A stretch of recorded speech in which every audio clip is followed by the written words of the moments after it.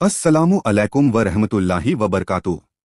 क्या आपने कभी सोचा है कि जिस दिन हमारी आंखें हमेशा के लिए बंद होंगी, उस दिन हमारी रूह के साथ क्या होगा? वह कहाँ जाएगी? कौन उसे लेने आएगा? और क्या मौत के बाद सब कुछ खत्म हो जाता है?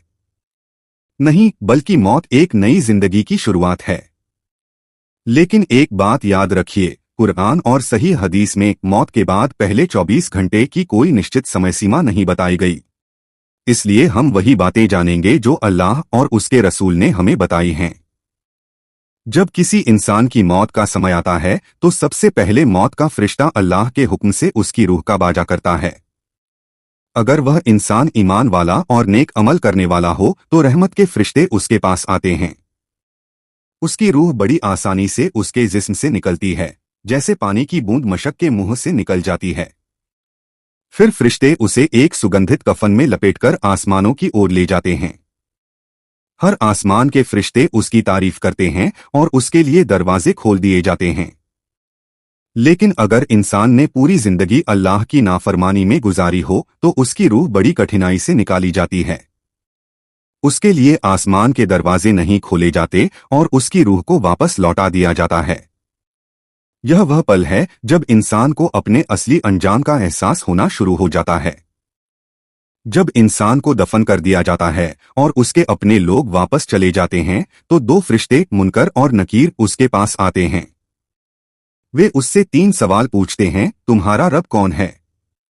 तुम्हारा दीन क्या है? और तुम्हारे नबी कौन हैं? अगर उसने दुनिया में सच्चे दिल से ईमान लाया और उसी पर अमल किया तो अल्लाह उसे सही जवाब देने की तौफीक देता है।